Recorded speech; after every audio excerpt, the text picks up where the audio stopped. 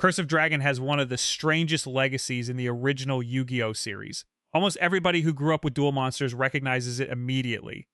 The long skull, the empty eyes, the curled horns, and the blue fire make it look like something Yugi pulled out of an ancient tomb.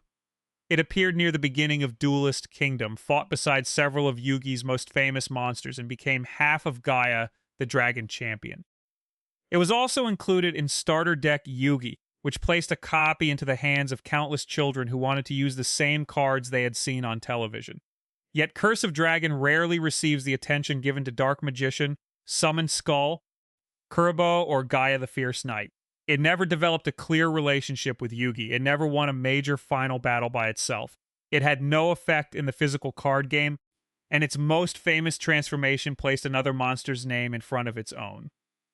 Curse of Dragon spent the series close to greatness. Its purpose was usually to help something else reach it. That may sound like a weak legacy. It actually explains why the card remained memorable for so long. Curse of Dragon became one of the first true supporting monsters in Yugi's deck. It showed that a monster could matter through the situations it created, the combinations it completed, and the danger it absorbed. Every deck needs cards that carry the story between the mascots. Curse of Dragon did that job early enough, and with enough visual personality, to become part of the original identity of Yu-Gi-Oh! The card itself is simple. Curse of Dragon is a level 5 Dark Dragon with 2,000 attack and 1,500 defense. Its physical card text describes a wicked dragon that draws upon dark forces for a powerful attack. There is no effect to explain. Once it reaches the field, it attacks. That simplicity suited the early manga. Kazuki Takahashi designed many of Yugi's first monsters with the feeling of creatures from a dark fantasy role-playing game. Dark Magician looks like a mysterious spellcaster. Summon Skull resembles a demon called from another world. Gaia rides into battle like a cursed knight from an old legend. Curse of Dragon fits naturally beside them. Its body looks half dead, its wings appear too thin to carry it, and blue flames gather inside a mouth that seems to have lost most of its flesh. Even the name has the awkward charm of early Yu-Gi-Oh! Curse of Dragon sounds like a phrase translated from a forbidden object somebody found in a dungeon. Is the dragon cursed? Is the dragon itself the curse? The series never explains it, and the uncertainty helps the design. This creature arrives already carrying a history that nobody has to describe. Its first major use establishes nearly everything the card will become.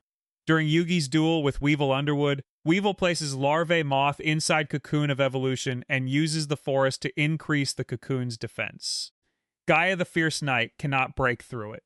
Yugi responds by summoning Curse of Dragon and combining its attack with Burning Land. The dragon sends fire across the forest, removing the terrain that protected Weevil's monster. This scene belongs to the loose, imaginative rules of Duelist Kingdom. Burning Land works with Curse of Dragon as though the spell has given the creature permission to set the arena on fire. The target is the environment surrounding the monster. Once the forest disappears, the cocoon loses its advantage and Gaia can cut it open. Curse of Dragon's first job is therefore bigger than attacking a monster. It changes the battlefield. That distinction matters because early Yu-Gi-Oh! Treated monsters as physical creatures living inside an environment. Flying monsters could avoid attacks from the ground. Sea monsters could hide beneath the water. Machines resisted certain kinds of magic. Fire could burn a forest. Electricity became stronger against wet opponents, and the moon could control the tide. Curse of Dragon gave Yugi access to fire and flight in one creature. Those qualities made it useful, even when 2,000 attack was insufficient. The card expanded the number of answers available inside Yugi's deck. Weevil's Great Moth soon emerges and takes to the air. Yugi needs a flying monster capable of carrying Gaia into the sky. So polymerization combines Gaia the Fierce Knight with Curse of Dragon. Gaia the Dragon Champion appears with 2,600 attack, matching Great Moth before the poison pollen begins weakening it. This is among the earliest important fusion summons in the series. The combination is easy for a child watching the duel to understand. Gaia is a powerful knight who remains trapped on the ground. Curse of Dragon can fly and breathe fire. Put the knight on the dragon and both problems are solved. The fusion also gives each monster something it lacks. Gaia receives movement through the air. Curse of Dragon receives a rider and an additional 600 attack points. Their designs look as though they were created to meet each other. Gaia the Dragon Champion still loses to Great Moth. Yugi uses Magic Mist to wash away the poison pollen, allowing Summon Skull's electrical attack to become stronger against the wet insect and finish the duel. The fusion serves as a decoy and a bridge to the winning move. That result became the pattern for Curse of Dragon. It often creates the path toward victory while another monster receives the final shot. Its contribution is easy to overlook once the duel reaches its larger finish. The manga introduces this role with impressive efficiency. Curse of Dragon burns the forest, weakens the cocoon, gives Gaia flight, and forces Weevil to reveal more of Great Moth's power. The card participates in several stages of the duel without defeating the opponent itself. It becomes valuable through movement and combination. The anime preserves that sequence and gives the summon far more exposure through color, motion, and sound. Curse of Dragon rises over the field as one of Yugi's first large monsters. For viewers meeting Yugi's deck through television, the scene makes the creature look close to a signature card. At that stage, the hierarchy of Yugi's monsters has not fully settled. Dark Magician is clearly special, though Curse of Dragon, Gaia, and Summon Skull still feel like members of the same dangerous upper level. The following duel with Mako Tsunami gives Curse of Dragon its greatest independent success. Mako hides his monsters beneath the sea and reduces the visible area of the field. Yugi struggles to attack creatures he cannot properly see. Curse of Dragon returns with Burning Land, and the flames evaporate the water that protects Mako's monsters. The anime turns the attack into a devastating sweep. Fiend Kraken, Karyushin, and Great White Terror are destroyed as the sea disappears, ending the duel. This may be Curse of Dragon's cleanest victory in the entire series. The card handles the central problem, destroys the opposing monsters, and delivers the final result. Once again, its value comes from attacking the arena itself. Weevil owns the forest, so Curse of Dragon burns it. Mako owns the sea, so Curse of Dragon dries it away. Those two early battles create a possible identity for the card. Curse of Dragon could have become Yugi's answer to field-based strategies, a dark flying creature whose flames remove whatever environment the opponent has built around themselves. The series soon moves away from those rules. Duelist Kingdom operates through visual logic and arguments between players. Battle City introduces clearer tribute requirements, more exact effects, and fewer moments where the physical qualities of a monster rewrite the field. Curse of Dragon loses much of its special usefulness once fire becomes a normal attack animation and flight stops providing automatic protection. Its 2,000 attack points remain useful inside the story, especially during the first season. They also make the card perfect for showing how dangerous the next opponent has become. Against the fake Kaiba, Yugi places Curse of Dragon in defense. Stop Defense exposes it, and Blue Eyes White Dragon destroys it. The scene establishes the distance between an ordinary strong dragon and Kaiba's ultimate dragon. Curse of Dragon has enough status for the loss to mean something. Blue Eyes defeats a creature the audience has already watched change two entire battlefields. Curse of Dragon becomes a measuring stick. A weak monster losing to Blue Eyes would teach the audience very little. A 2,000 attack dragon being erased makes Blue Eyes feel enormous. The duel also reveals a problem that will follow Curse of Dragon outside the show. Dark Magician, Summon Skull, and Blue Eyes can all defeat it. Gaia begins with 300 more attack points. Curse of Dragon sits in an uncomfortable position.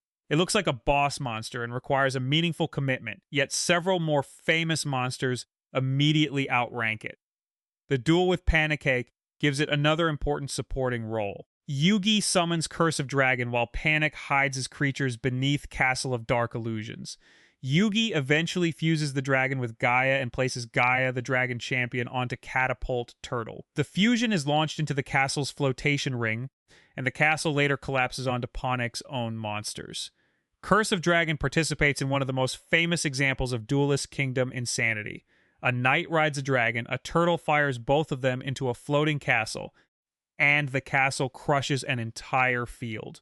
Any player trying to reproduce this with the printed cards would quickly discover that the rules have developed a sudden lack of imagination. The scene still captures Curse of Dragon's purpose perfectly. Its ability to carry Gaia into the air makes the plan possible. Its body becomes part of the projectile. The monster is summoned, fused, and sacrificed to change the physical structure of the duel. Curse of Dragon rarely asks the story to stop and admire it. The creature arrives ready to be used. During Yugi's duel with Kaiba at Pegasus's castle, Curse of Dragon destroys Ryukishin powered. Kaiba's Swordstalker threatens it, and Yugi uses Monster Replace to return the dragon to his hand while Dark Magician enters. Yugi summons Curse of Dragon again, only for Ancient Lamp to redirect Dark Magician's attack into it. The sequence gives the card a respectable entrance and another ugly exit. Curse of Dragon can clear Kaba's lower-level monsters. It also becomes the affordable loss when a trap needs to hurt Yugi without removing Dark Magician from the duel too early. Yugi later fuses it with Gaia during his duel with Joey. In the final match against Pegasus, Curse of Dragon attacks Dark Eye's Illusionist, becomes paralyzed, and gets absorbed by Relinquished. Pegasus uses the dragon as a shield, causing Yugi to suffer damage when Dark Magician tries to attack. That moment carries a quiet humiliation. One of Yugi's oldest powerful monsters has been converted into protection for the enemy. Pegasus takes the strength Yugi has relied upon since the beginning of the tournament and places it between them. Curse of Dragon remains important because losing control of it creates danger. Its 2,000 attack points now belong to Pegasus. This is essentially where the card's active career ends in the Duelist Kingdom portion of the manga. Curse of Dragon appears across a concentrated collection of chapters, most heavily during Yugi's early island duels. It burns terrain, joins Gaia, absorbs attacks, and eventually becomes a weapon in Pegasus's hands. The manga develops its complete purpose within one arc. The anime gives it a much longer afterlife. Some of that comes through added duels. Yugi uses it against Johnny Steps, where it defeats Water Omotics before Heavy Metal King destroys it.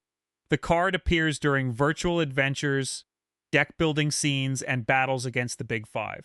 Yugi fuses it with Gaia again during his rematch with Weevil in the Waking the Dragons arc. It appears in Rick's Dragon deck during the Grand Championship and becomes material sent away by Royal Straight Slasher against Leon. These appearances rarely grant Curse of Dragon a new identity. They provide something equally useful for preserving an old card repetition. The television series understands that a familiar monster can make a deck feel like it belongs to the same person across many years. Whenever Curse of Dragon appears, the audience recognizes a piece of Yugi's original collection. The monster carries viewers back to the forest, burning around Weevil's cocoon, and Gaia rising into the air for the first time. The anime uses Curse of Dragon the way a long-running show uses a returning supporting character. It may have little control over the current plot.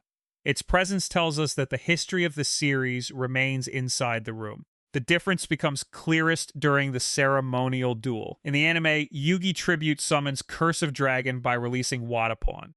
The dragon later destroys Adam's Big Shield Gardna after Summon Skull's attack changes the defender into attack position.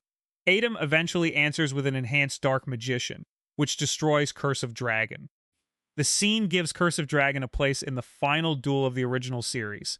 Yugi is proving that he can stand without Adam, and he does so with monsters the two of them once shared. Summon Skull and Curse of Dragon are old pieces of the deck, creatures connected to the earliest form of their partnership. Yugi uses them against the Pharaoh who once commanded them through his body. The manga does not give Curse of Dragon this ceremonial appearance. Its dual career remains far more strongly tied to Duelist Kingdom. The anime brings the card to the finish line and quietly upgrades its emotional meaning.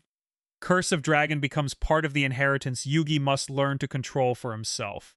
There is another return that links the monster to ancient Egypt. During the Memory World story, Priest Kareem uses Curse of Dragon as his Ka. Kareem and Priest Seto combine Curse of Dragon with Seto's Duos to create Duos Dragon while fighting Diabound. This material exists in the manga and the anime, with the animated adaptation giving the battle more room to move. The idea gives Curse of Dragon a historical origin within the mythology of the series. The creature was once a spirit summoned by a guardian of the Pharaoh. Thousands of years later, its image appears on a card inside Yugi's deck. That connection should have made Curse of Dragon feel deeply personal to Adam. The story never develops it that way. Mahad becomes Dark Magician and carries a direct bond with the Pharaoh. Kisara becomes Blue Eyes and defines Seto's connection across lives. Curse of Dragon belongs to Kareem, a secondary priest who receives far less emotional attention. The ancient reveal therefore strengthens the creature's lore and confirms its supporting status at the same time. Curse of Dragon served beside the Pharaoh. It belonged to someone standing beside the people history would remember more clearly. That description fits its entire life. Gaia also dominates the identity of their fusion. The combined monster is called Gaia the Dragon Champion. Curse of Dragon supplies the dragon, the wings, and much of the body, while Gaia receives the name and the glory. Even modern support generally treats the partnership as part of the Gaia strategy. This arrangement helped preserve Curse of Dragon and limited its independence.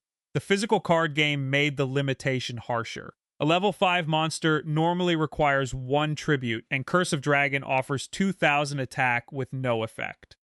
Summon Skull requires the same single tribute and provides 2,500 attack. Lajin, the mystical genie of the lamp, reaches 1,800 attack without a tribute in the earliest Western card pool. Players who wanted efficiency had little reason to spend 2 monsters to place Curse of Dragon on the field. Gaia the Dragon Champion asked for even more. A player needed Gaia the Fierce Knight, Curse of Dragon, and Polymerization. 3 specific cards produced a 2,600 attack fusion monster with no printed effect. Summon Skull reached 2,500 by itself. 1 extra card, 2 extra materials, and a place in the fusion deck bought 100 additional attack points. The anime could reward the combination with flight, environmental interaction, and whatever rule made sense for the scene. The physical game reduced the creature to numbers and card cost. Curse of Dragon became a wonderful card to recognize and a difficult card to justify playing. Its first Western releases still gave it an enormous advantage in the competition for childhood affection. Curse of Dragon appeared as a super rare in Legend of Blue Eyes White Dragon and as a common in Starter Deck Yugi in March 2002. One version looked valuable inside a booster pack. The other made the card easy to own. That combination mattered.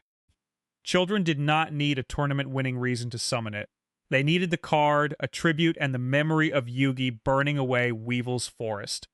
Starter Deck Yugi placed Curse of Dragon beside the other creatures associated with the protagonist. Ownership made the monster personal in a way a television appearance alone could never achieve. The artwork did the rest. Curse of Dragon looks distinct even among the strange monsters of the first set. Blue Eyes is clean, bright, and powerful. Red Eyes is sharp and aggressive. Curse of Dragon looks decayed. Its body is thin and unnatural, with the shape of a dragon that has been buried for centuries and summoned before it was ready to wake. The design also fits the slightly dangerous feeling of the early card game. Parents could look at Dark Magician, Summon Skull, and Curse of Dragon and immediately understand why Yu-Gi-Oh! Felt darker than many children's franchises around it. These monsters appeared to come from a world of curses, rituals, and sealed tombs. Curse of Dragon carried that atmosphere without requiring any story beyond its picture. Competitive irrelevance slowly pushed the original card out of ordinary decks. New monsters offered easier summoning conditions and powerful effects. A 2,000 attack normal monster requiring a tribute became a historical object. Konami eventually approached the problem through retrains and Gaia support. Curse of Dragonfire kept the original level, attribute, type, attack, and defense while adding effects. When summoned, it can destroy a field spell, a clear reference to the old monster burning away Weevil's forest and removing Mako's sea. It can also perform a fusion summon using monsters on the field, including itself. The retrain turns Curse of Dragon's 2 earliest narrative jobs into legal card effects. It destroys terrain and joins another monster through fusion. That is unusually thoughtful nostalgia. The card's anime logic becomes physical text. Sky Galloping Gaia the Dragon Champion modernized the famous fusion. It accepts a Gaia monster and a dragon as materials, searches Spiral Spear Strike, and changes an opposing monster's battle position when it attacks. The card recreates the image of Gaia charging from the sky while giving the strategy enough flexibility to function. Rise of the Duelist pushed the idea further in 2020. Curse of Dragon. The Cursed Dragon arrived with the same 2,000 attack and 1,500 defense. When summoned, it searches a spell or trap that specifically lists Gaia the Dragon Champion. When sent to the graveyard, it can help a Gaia the Dragon Champion negate the effects of weaker face-up monsters for the turn. The new version finally receives an effect built around its old position. It finds the support, goes to the graveyard, and leaves Gaia stronger. Even its modern design accepts that Curse of Dragon's role is to prepare the champion. Galloping Gaia links the partners directly by revealing a Gaia monster to search a level 5 dragon. or revealing a level 5 dragon to search a Gaia monster. Spiral Fusion can double the attack of Gaia the Dragon Champion and let it attack monsters twice. Gaia the Magical Knight of Dragons gives the combination an effect-driven boss monster with the familiar 2600 attack and 2100 defense. All of this support preserves Curse of Dragon through a relationship. The original creature never became the center of a large independent archetype. It became the essential second half of one of Yugi's oldest combinations. That outcome feels appropriate because the show had already taught fans to remember the card in pairs. Curse of Dragon and Burning Land, Curse of Dragon and Gaia, Curse of Dragon and Polymerization, Curse of Dragon and the terrain beneath the opponent's monsters. Its strongest scenes depend on connection. This leaves the final question. Did Curse of Dragon preserve itself as a fan favorite? The answer depends on the level of fame we expect. Curse of Dragon never reached the highest group. Dark Magician represents Yugi across the franchise. Blue Eyes represents Kaiba. Red Eyes belongs to Joey. Kuribo became a recurring family of monsters and one of the most recognizable small creatures in the series. Zodia owns the first great miracle of the anime. The Egyptian gods carry an entire mythology. Curse of Dragon has no comparable claim. Very few fans would identify it as Yugi's favorite monster. The card rarely appears near the top of popularity discussions, and its original version offers almost nothing to modern play. Gaia the Dragon Champion usually receives more attention whenever their shared history returns. Its survival can still be measured in stronger ways than ranking first in a poll. Fans recognize the original artwork more than 2 decades after its Western release. Konami has repeatedly reprinted it in nostalgic products, including Yugi's legendary decks, Speed Duel material, and the 25th anniversary return of Legend of Blue Eyes White Dragon. The company has created multiple retrains and support cards that preserve its name, statistics, appearance, and relationship with Gaia. The anime carried it from Yugi's first island duels into the final battle between Yugi and Atem. A forgotten card receives none of that. Curse of Dragon survived as a second-tier fan favorite. That position contains less glamour and more dependence, exactly like its purpose in the series. Fans remember it as part of the original world of Yu-Gi-Oh!, part of Yugi's early deck, and part of the moment fusion first felt like two creatures solving each other's weaknesses.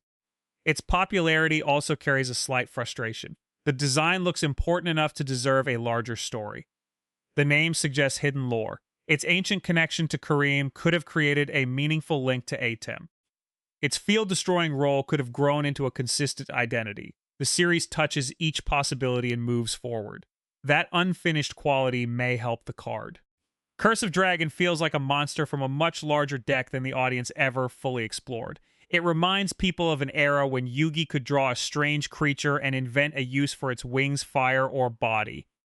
Every monster seemed to contain a rule waiting to be discovered. Dark Magician survives through character. Blue Eyes survives through obsession. Curse of Dragon survives through utility, design, and association. The manga gave it a sharp and concentrated purpose. It entered difficult fields, removed the opponent's protection, carried Gaia into the air, and became a resource that stronger duelists could exploit. Its appearances tell the story of a monster valuable enough to build plans around and available enough to sacrifice when those plans demanded it. The anime understood the nostalgic power of that role. It kept placing Curse of Dragon inside Yugi's deck, even when newer cards had taken over the major victories. It connected the creature to ancient Egypt and allowed Yugi to summon it during the ceremonial duel. Those additions transformed a useful duelist kingdom monster into a veteran of the whole series. The physical game nearly buried it through terrible efficiency. Modern Gaia support dug it back out and gave its old behavior actual effects. Curse of Dragonfire destroys field spells and performs fusions because viewers remembered a skeletal dragon burning away forests and seas before carrying a knight into battle. So yes, Curse of Dragon preserved itself as a fan favorite. Its place is smaller, quieter, and heavily connected to Gaia. It lacks the personal bond, competitive history, and defining victory that turn a monster into a franchise mascot. It still achieved something difficult.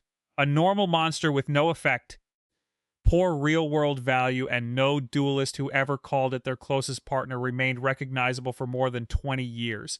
Curse of Dragon endured because Yu-Gi-Oh! Always found one more use for it. It could burn the field, lift the knight, Absorb the attack, complete the fusion, carry the history, or remind the audience where the journey began. For a monster that spent its life helping other cards become legendary, being remembered alongside them is a fitting victory.